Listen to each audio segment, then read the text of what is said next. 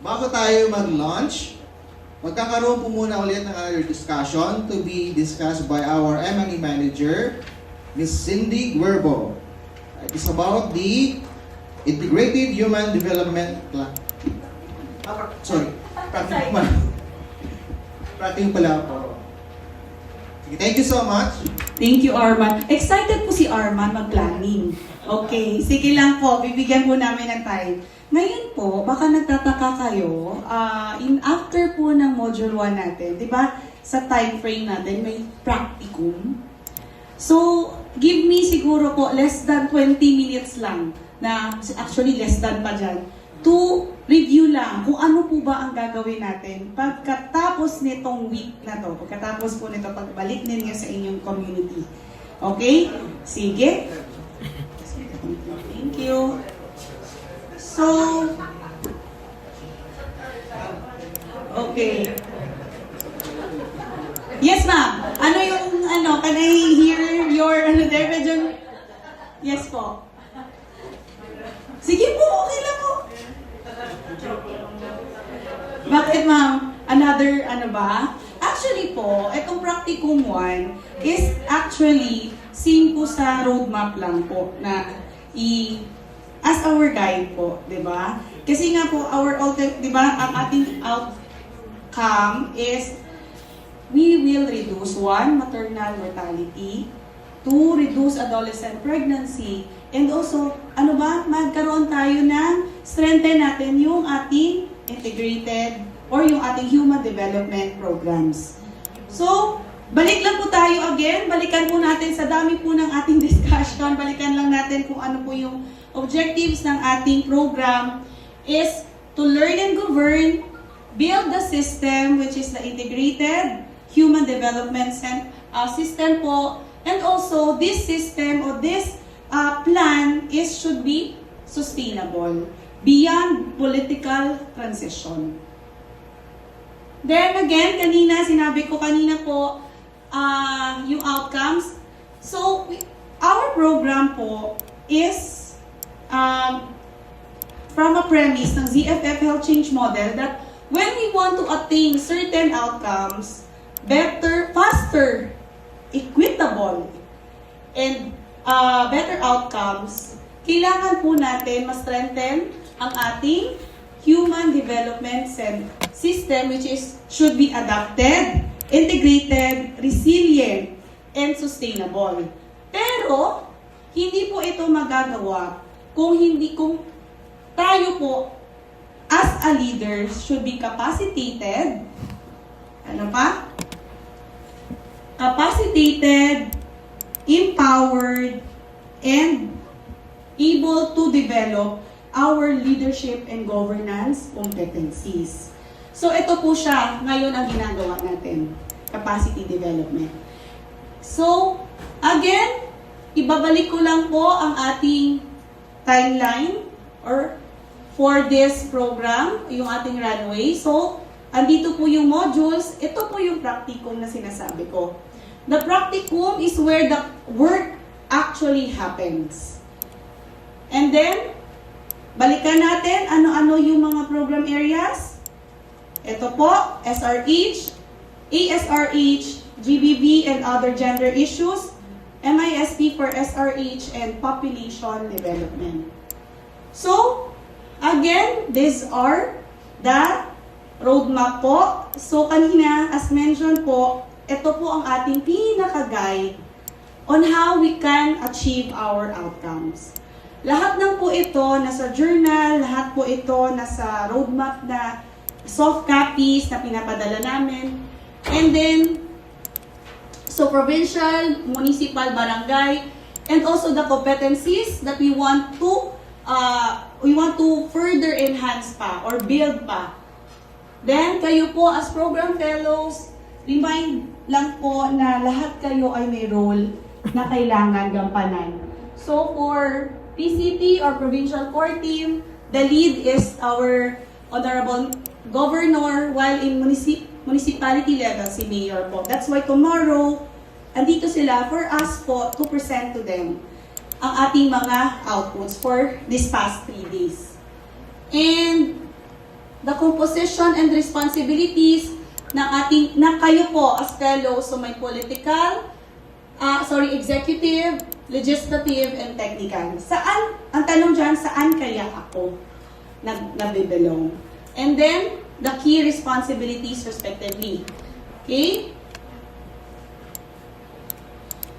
Tomorrow po, andito ang ating invited na CSOs. So, tomorrow we will give them, uupuan po namin for the orientation of the program at also, what are their responsibilities na matutulungan kayo in this program po. So, same as regional agencies, unfortunately, we invited all of them. Merong mga recorded video message. And also, before po pala kami nag-inception sa inyo, ang pinaka-first namin ginawa is to convene the regional line agencies. So we meet the DOH, the CPD, DSWD, the DepEd, DILG. Ano pa ba?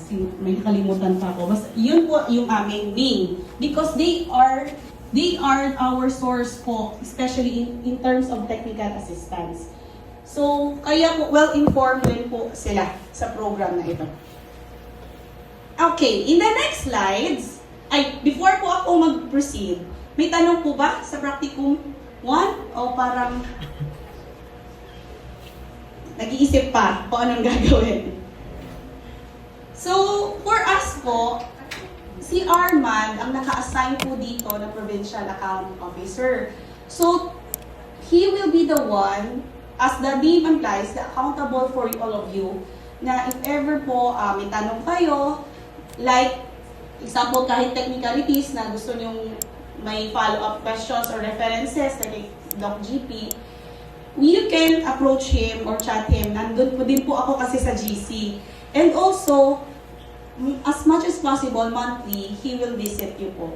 And we would like to encourage po sana na kayo as the MPCT and MCT will meet with him. Kakamustahin po namin kayo, check po namin kung anong mga kailangan pa ninyo in achieving our outcome. And then, magpa-plug lang po ako and mag-solicit ng date. Pero actually, meron na kaming dates na sinet and hopefully okay kayo. Di ba po, sabi kahapon, may mga technical assistance na mention kayo na parang need pa kay Doc, yung MDT Doc, right? So, this partnership between UNFPA and ZFF will be conducting multidisciplinary team training for managing rape cases.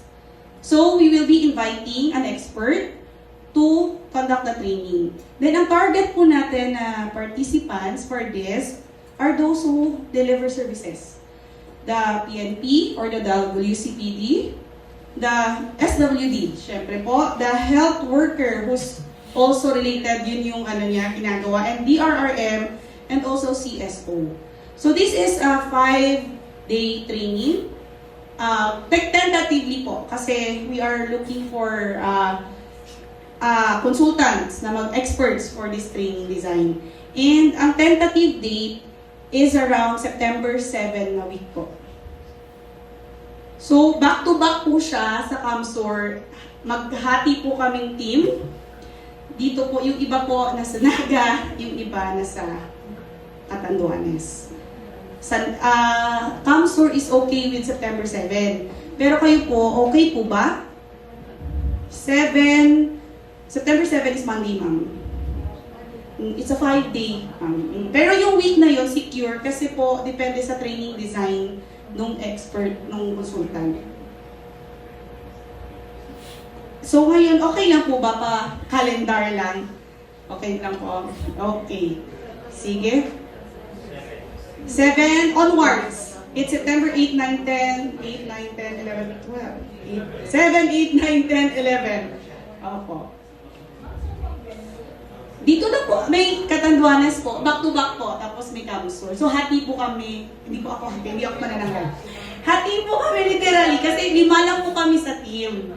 So, we will be dividing ourselves, pero po, hindi po kami yung experts. We will invite experts for that po. Okay, part po siya ng partnership namin with UNFPA. Okay? So the next slides po, bago tayo kumain, are more on measuring your bridging leadership competencies. Simula nung day 1, di ba, you exercise your ownership and your co-ownership, okay? Hopefully, during your workshop, nagko-co-create na kayo. Tama ba? Di ba, Doc? So, hopefully, those three process ng bridging leadership was parang na ano nyo na po, na sink in or na internalize. And right now, syempre po, for us to measure kung saan, ano na ba kayo in terms of bridging leaders, we will give you assessment, opportunity to assess yourselves. Kami po sa ZFF, what we preach, we practice. So annually, mini-measure po ng HR ang aming BL competencies. As part of the program, as fellows under the Bridging Leaderships, we will measure your competencies baseline, pareho lang po sa roadmap, midline, and endline. Okay lang po? Parang alamanin. Actually po, ano siya, it's just a self-assessment. Kaya ko ba? Hindi ko pa kaya? It's a self-assessment po. If you want your results po for this, we will give you naman po. Pero right now, wala pa kaming analysis if you will conduct your, or you will accomplish it. Okay? Sige po. So kaya po sabi namin sa Module 1, nag-attend kayo ng Module 1, kayo din sana hanggang sa Module 2. Para po makita ninyo ang inyong progress. Okay? Sige po. So we have two sets of, saglit lang po two sets of, tawag namin is BL Competency Assessment. So BLCA siya. Right now, we have two assessment po. First is this is for public health managers. So sino ba sila? As technical heads. At knowing po, halos sa inyo ngayon are public health managers. Kasi yung second po ay public health champions. These are the elected officials. So si Gov, si Mayor. Katulad di ba po, anong first day si Mayor Mantos, kaya po may separate sila because ZFF is partnering talaga governors and mayors ever since 2008. So this one po, ngayon, sana po before tayo kumain or during kain, i-display lang po namin, you have the opportunity to assess yourself. Okay po ba? Naka-ano lang po siya, naka-paskil lang po dito. Yes po. Medyo mahaba siya. Hindi naman mahaba, mga less than 3 minutes. Kaya po, ilagay lang namin. Pero hopefully, before we go later, masagutan ninyo. Yung managers po, are kayo po, technical heads. Kasi po yung public health champions are the elected officials. Yes po, opo. Sige. Si ma'am po ay SB. Si ma'am ay elected official. Sige ma'am, mamaya, ano kita. Pwede.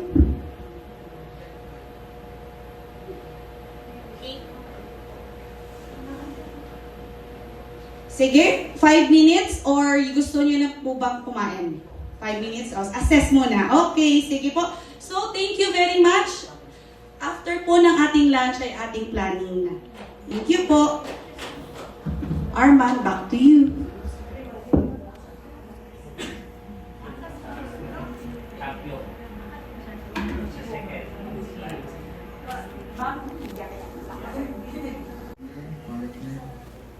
Si Timmy na lang muna yan. Okay na, Tim? Opo, dalawa lang po. Sige.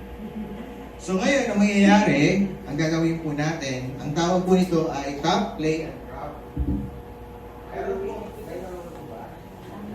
Sinabing top, tapos pag play, ilutuloy natin sa partner. And then drop. Halimbawa, sige. Sige. Kung halimbawa mag-grab siya, siya po yung talo. Okay, naintindihan mo, yun po yung laro natin ngayong hapon. Okay.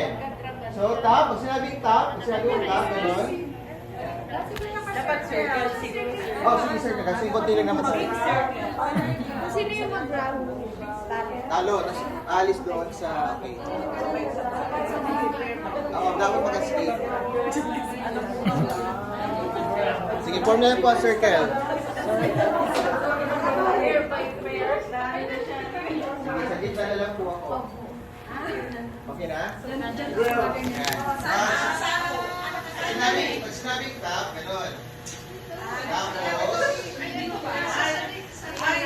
Sa right namin or left?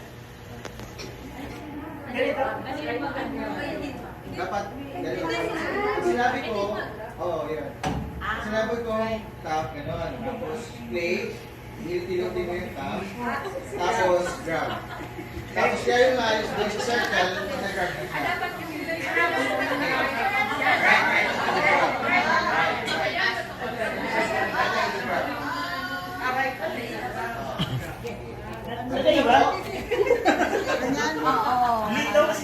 Kaya yan eh, protect mo, Doc, na di maano yung kabila. Ako yung hindi ako mag-grab. Ako, hawakan ko ng grab. 1, 2, 3. Tap. Play. Grab.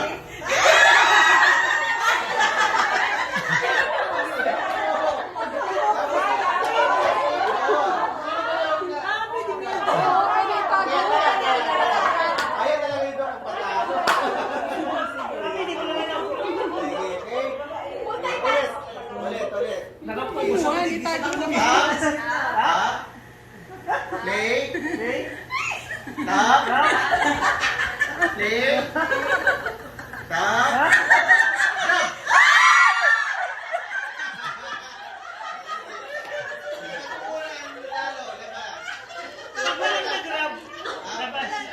Hindi, bakit balik? Ay, laro pa yun kayo. Yung mga hawakan namin lalabas. Siya yung talo. Okay. 1, 2, 3. Tap. Play. Tap. Play. Go!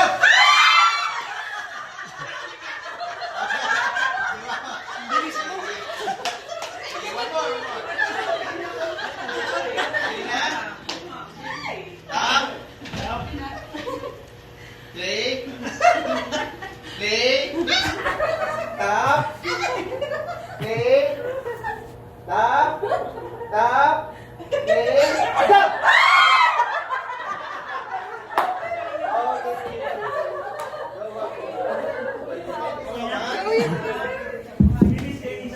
Thank you so much po for your participation. So at least medyo nabuhayan na po ng loob. And natin... Sige, nag-enjoy po ba? Yes. Sige. So marami pa yan darating. Sige, thank you so much po, no? So, kung pwede, pa-chat na lang po yung ibang participants. Mamaya, chat ko po rin sila para makapag-start na po sana tayo for this afternoon session.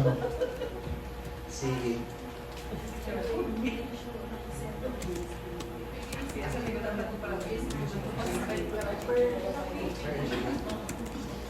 So, ibibigay ko na po ang mikropono sa ating M&E manager para sa discussion this afternoon. Thank you. Okay. Okay pa po tayo? Gising na? Sana naman mapantayan ko yung energy na binigay niyo kay Arman sa energy ngayon. Okay? Para po fair, let's wait siguro mga ilang minutes lang sa ating mga kasama because this is a teamwork.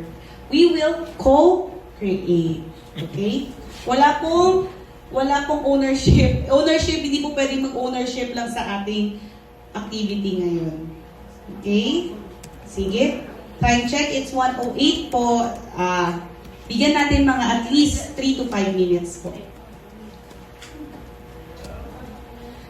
Please prepare your laptop. Kahit one lang po per LGU. Or kung gusto nyo, You have different laptops, pwede din po kasi we will work on a Google Sheet.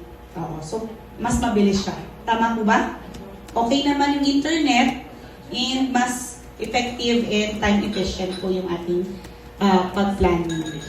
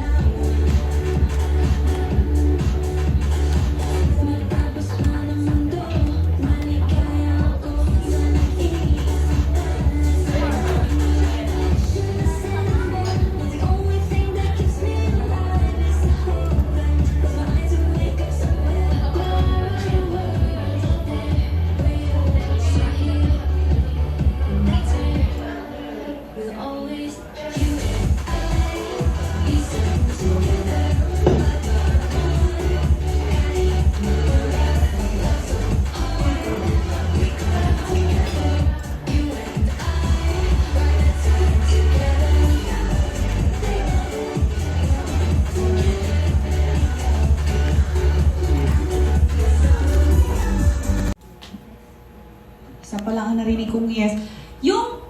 Anong ginawa ni Arman kanina? Hindi po, yung checking kung may energy pa ba. Ano nga ba yun, Arman? Check na check ba? Okay, sige. So before po tayo mag-workshop proper na ibalik ko sa inyo, we will just introduce ano po ba ang gagawing workshop or planning workshop natin.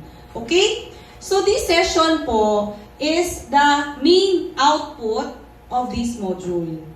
So today, lahat po ng pinag-usapan natin since day 1, nung day 1, anong ginawa natin? Analyze tayo ng problema ni Maria. Case analysis.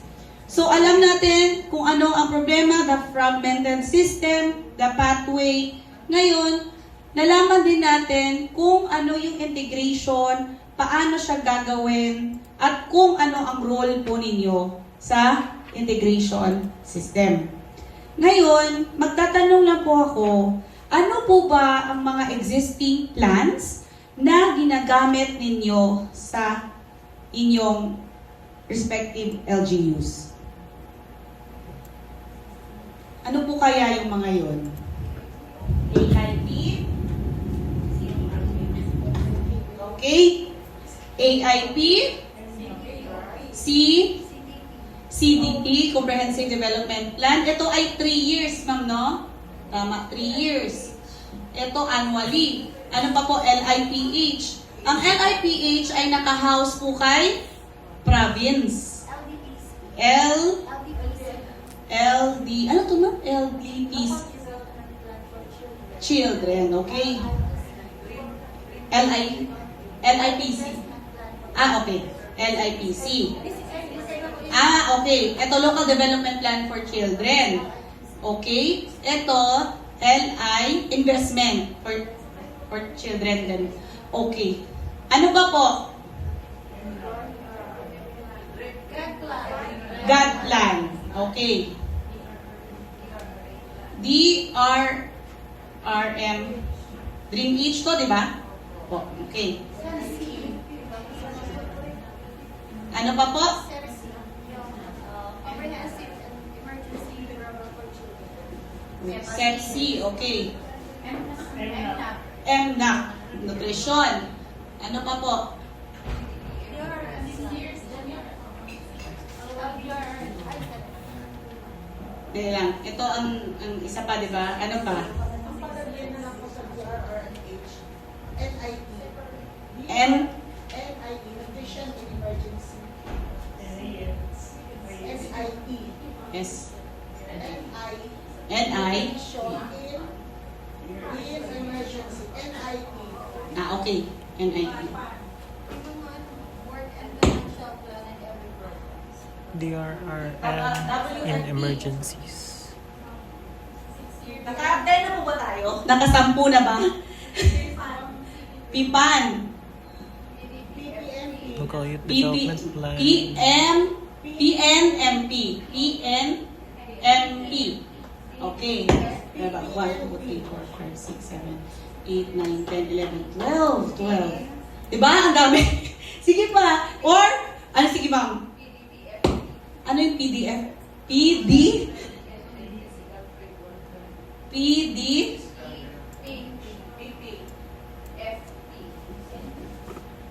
Okay. Kaya pa? Sige, isa pa. Yes, ma'am. Si LUP. Okay. 6 years yung CDP. Sa 6 years. Okay. 3 years pala yung ano? Ella. Oo. C? CL. CL. J. Ma'am, okay na po tayo? Mag-pause na? Okay na. Why I put it here po? Nakita nyo kung gaano kadami. And it's not just 3 years, 6 years. Mas marami ba ang annual? Tama. That's why we understand po how busy you are as technical heads, as the implementors in the LGU. Okay? No need for us to isa-isa. I know experts po kayo dito. Okay? So right now, our very, very essence of the goal is to have integrated. Makaya ba natin na sana, yung sabi nga ni Doc kanina, di ba? We can integrate it. Okay? So, thank you po. Actually, marami ako natutunan. Kasi as MNE po, marami nga akong nakikita na mga documents, especially when it comes to validation. Ito mga to, may mga overlapping. So, minsan, bakit nasa AIP meron din pala sa ano? Diba? Tama ba? Kaya, minsan pagkasama po ako ng nila Armand, nila Mikey, tumatagal kasi I want to ask questions because ako po, aminin ko, wala po ako experience sa local government. National kasi yung na-experience ko na MNE. So, gusto ko malaman po, I started in ZFF in 2019, diretso ako agad sa municipal level ng mga partners. And doon ko po na-realize kung gaano kadaming plano. Kasi po, ang binibigay na kay national, consolidated. Like the FHSIS po. Sa FHSIS, ang ina-analyze lang po namin noon is the regional level na. Pero, nangihingi talaga ako personally ng provincial as kung pwede pa municipal to validate it. So, I really appreciate. Thank you po. Marami akong natutunan. Gusto ko itong itong mga first time kong narinig, ma'am and sir. I-check ko po. Pero yung iba dito, nakita ko na, kasi isa po ako sa nag-validate sa CAMSUR, ng mga iba-ibang plans. And yun nga, ganun din, nagiging overlapping po siya. Okay? So, next is, ano ba ang problema? Di ba alam na natin ang problema ni Maria? Ngayon, tingnan na natin on how we can help Maria. So, the problem with fragmented planning. So, alam nyo na yun, nasabi nyo na. Actually, kahapon, nasa pathway, isa na po yung budget, di ba?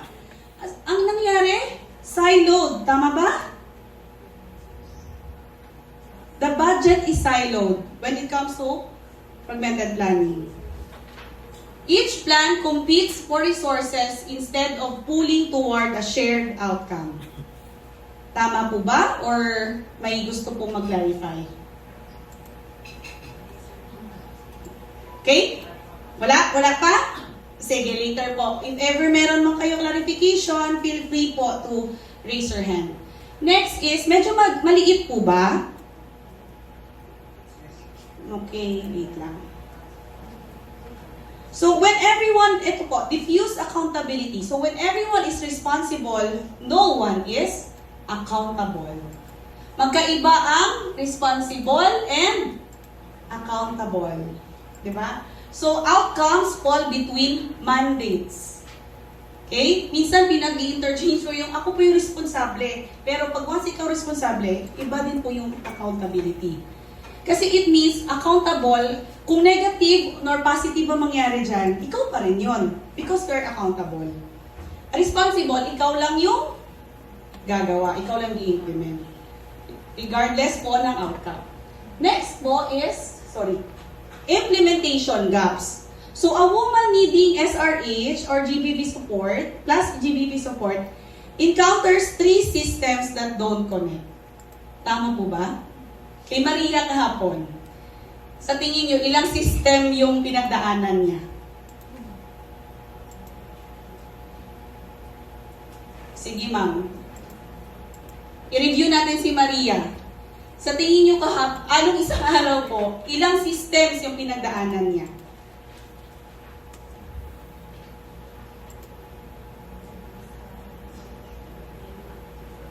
Saan siya unang pumunta? RHU, so health na. Second, after ilang araw pa?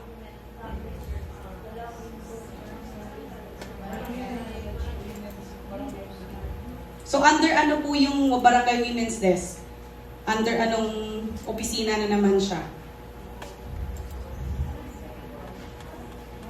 Barangay level na naman. So another system, di ba? Nag-adolescent friendly, tapos nag-barangay. Next. Social welfare. So, sa municipal level. So, 3 na. Next, saka pa lang siya nag-RHU ma'am for adoptive, Mautas Hospital. So, ang more than 2. Tapos, ang nangyari, it took her almost 2 months. Kasi 60 days eh. Okay, so, ang sabi, may implementation gaps. Next po is, the vulnerable are most harmed. So si Maria ba? Si MA ba?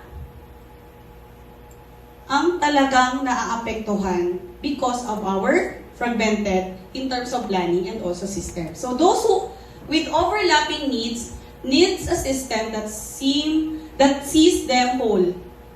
Hindi po yung parte-parte, parts lang. So that's the problem when we saw the in-fragmenting planning. So, what now changes when we want to integrate? So, example po, ito, in Human Development Plan, itong 5 program areas po that occasionally reference to each other. Diba? Napansin ko po kasi sa planning, ay po, si DSWD may ganyan, si health may ganyan. Usually, ganun po yung usapan pag nag-assess pag planning. In one program design, hopefully, yung kanyang lens, simultaneous, o isa-isa. Kumbaga, pag tinanong namin si health, sana alam niya din yung mangyayari pagdating papunta kay social welfare. Integration. Okay? So, why it matters? Because it improves resource mobilization, it integrates and aligns provincial and municipal plans and priorities. Vertical integration po yun. And also, hopefully, we will strengthen the referral networks. And facilitates intersectoral collaboration. In bridging leadership, ano yung ina-exercise nyo dito? Framework. Facilitate intersectoral collaboration. Co-creation. Kasi yun nga, from health or from health sector, pupunta kay DSWD, hopefully, you co-create. Hindi, wag niyong iwanan si Maria dun sa health plan. You co-create with social welfare on how to help Maria. So, architecture of plan, ano ba ang gagawin natin? Or how do we integrate our plan? First, di ba po nag-SA naman po tayong lahat? Tama po ba? Okay. Kasi it's part of the planning process. So, where we are now, usually ano po ang ginagamit or ano pong ginagawa sa SA?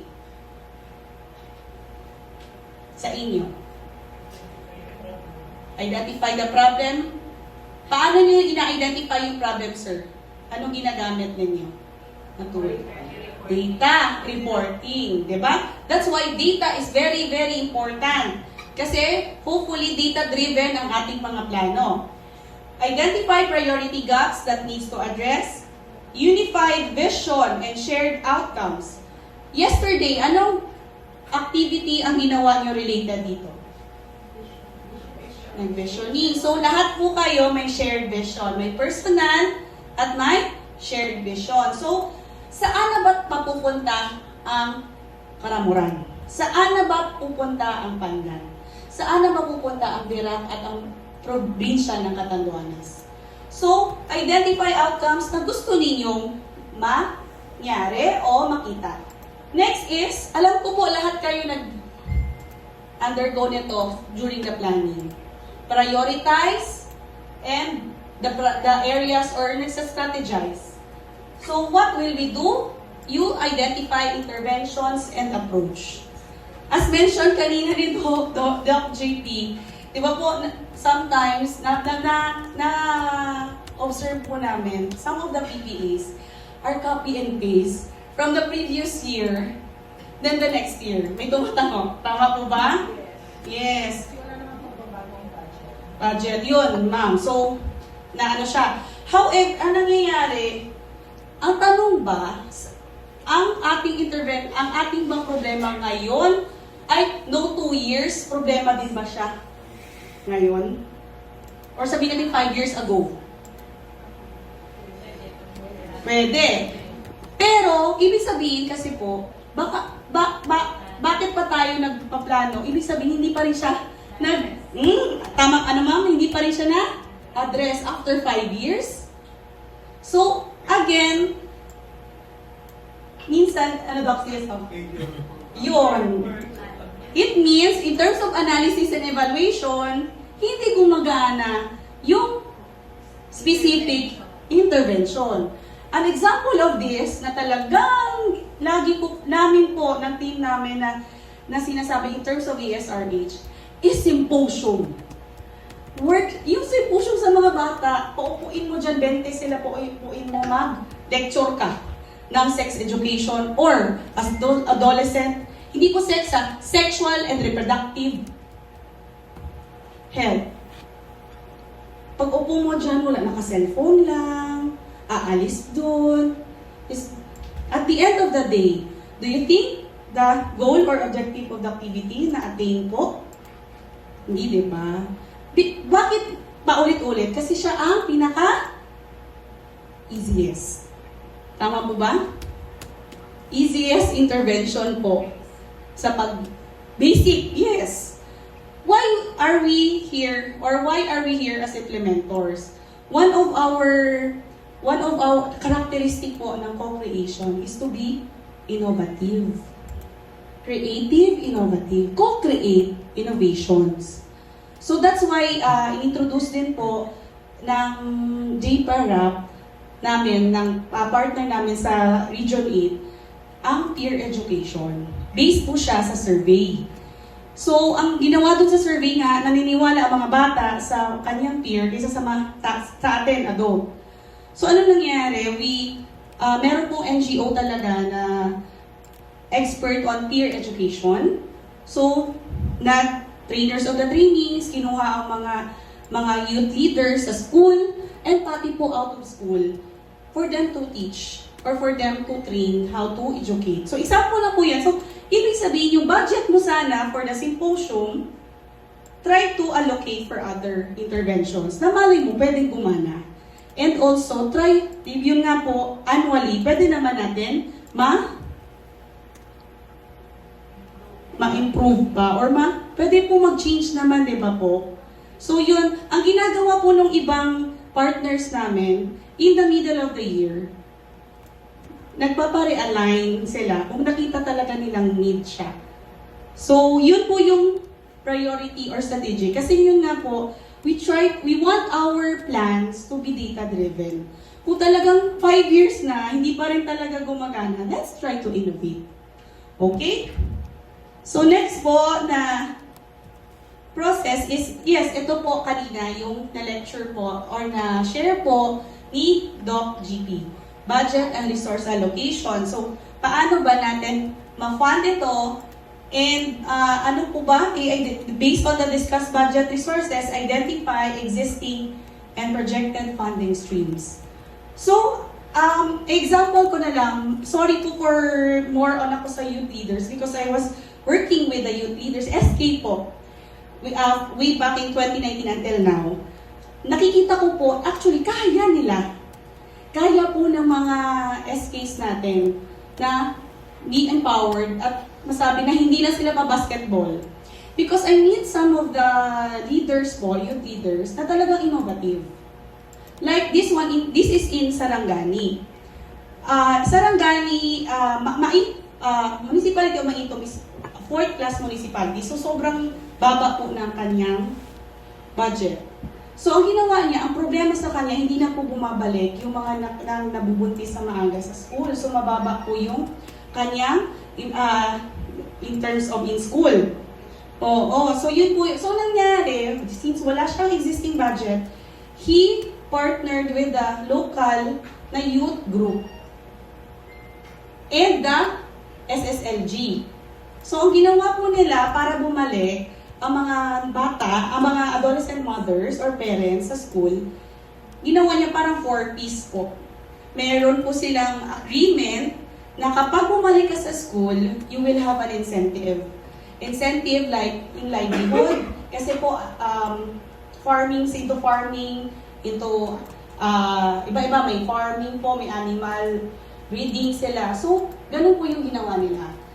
So, ngayon, ang nangyari, yung mga, after a year, may tumaas na kanil, kumbaga, bumalik sa eskwela yung iban. Ang problema lang, sino daw magbabantay ng mga bata. So, ginawa niya din, kinausap niya po yung daycare. ECC, di ba tawag diba doon?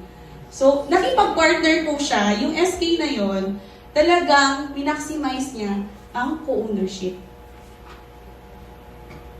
So, isa po actually isa po yun sa parang pinipresent po namin every time na kapag sabihin nila yung youth leaders, yung mga SKs na yan, talagang pageant daw, pa sports. But when you empower them and you want to teach them, talagang may naman po talaga sila. Meron pusong mag-lead. Okay?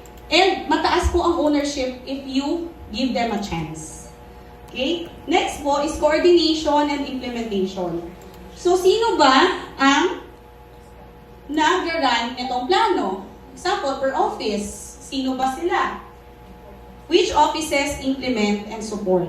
So, dito is the co-creation. And then, lastly, syempre, as mentioned kanina, na dapat data-driven po ang ating plano, talagang merong sa NGO po, MILYA, di ba, MEL. So, monitoring, evaluation, and accountability. And may learning pa. For this one, until accountability po tayo. So, paano ba natin natatrack and nare-report? Is it monthly, quarterly, or annually? So, dito po sa mga plans naman natin, clear naman po, di ba, kung kailan kayo nagre-report. And also, it's very important na talagang indicators na yon, talagang na-analyze siya. Kasi doon natin malalaman if that PPE, certain program or plans, is really effective. Okay? So, yun po yung, just a review po, alam nyo na po ito lahat. So, next po is drafting na po tayo. Si Arman po ay nag-send ng Google Sheets ng template from your GC. Okay, so yan po yung pinaka ating worksheet. So, ang unang gagawin is, syempre, naka-group naman na po kayo per LGU. You identify priority gaps on the roadmap. Balikan natin yung roadmap and its corresponding blocks. Di ba po, yung roadmap may 3 clusters. Then may 7 blocks, yung leadership and governance, budget, M&E, and so forth. Then, apply a systems thinking, which is ginawa niyo po yesterday through an iceberg model. Tama po ba? Then, ayan po, identify, di ba, events, patterns, structure, and mental models related to the gap. So, that's the, situational analysis. Then, unified vision. Come up with shared outcome. Nag-practice po kayo niyan yesterday for your core team para yung gusto ninyong ma-achieve. Then, list down key strategies that can be done to address the identified gaps. So, next po is priority actions na per sector. So, after identifying po yung key outcomes and strategies, each sector must state how their office or organization will contribute to the strategy. Then, budget and resources, determine resources needed po, identify existing and projected funding streams. Then, meron po dyan column, assigned indicator owners. And identify po key strategies that need support from other stakeholders. So, sino po ba ang mga kailangan yung katulong para doon sa specific na intervention? So, it's either sino ba specific, the DepEd, SWD, kailangan niyo po ba ng from the municipality, ano kailangan niyo po sa province, okay? So, reminder lang po, before we proceed to the actual workshop, is for us also to check and balance if yung mga na-lista ba natin ay nasa gender lens po. So, ano ibig sabihin naman? Di ba po? Sample, gender analysis. Aggregated ba? Sex aggregated, disaggregated ba? Usually, alam niyo po ito because this is part of your GAD report. Di ba? So, ilan ba ang male? Ilan ang female? Identify differentiated needs and constraints.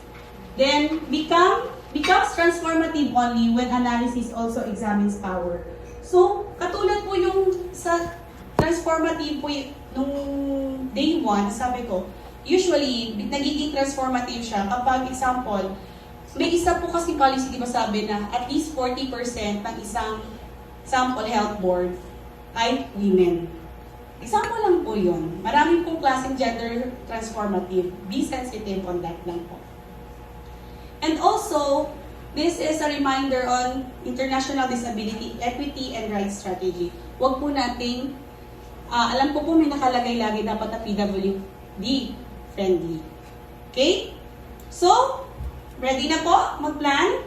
Right now po, ang una niyo pong i-plan is Cluster A only. Cluster A only. Develop a plan for Cluster A. Ang Cluster A po ay governance, ano pa? Integrated. May finance, budget and finance, and M&E.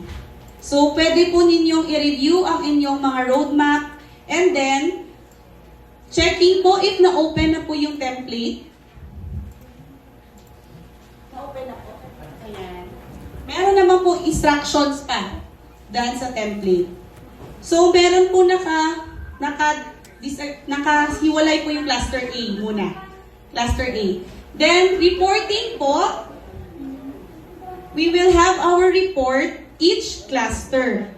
So, ngayon, focus po muna sa cluster A. And then, I'll give you 30 minutes. Kung hindi pa po matapos, we can extend until 40 minutes po ng cluster. Yes, Doc. urban development plan po, gagamitin namin yung vision na ginawa namin. Pwede po, ano nyo to, try nyo po itahit. Then, remind ko lang din, Doc, yesterday, di ba meron kayong mga na-identify na events? So, pwede nyo rin siyang isama. Ano po ba yung napag-usapan natin? Ano po ba ang napag-agrihan ng team sa events na yon, sa patterns, sa structures? Okay, remind ko lang po, baka makalimutan natin yung output natin yesterday because yun po yung nakita ninyong kailangan din i-address. So again, focus po sa cluster A muna and check your roadmap. Check din po yung indicators para po makatulong. Okay? Kami po, ang team po ay mag-ikot-ikot in case po may mga questions pa kayo. So right now, we will time po 30 minutes muna for you to start your planning po. Okay? Maraming salamat po.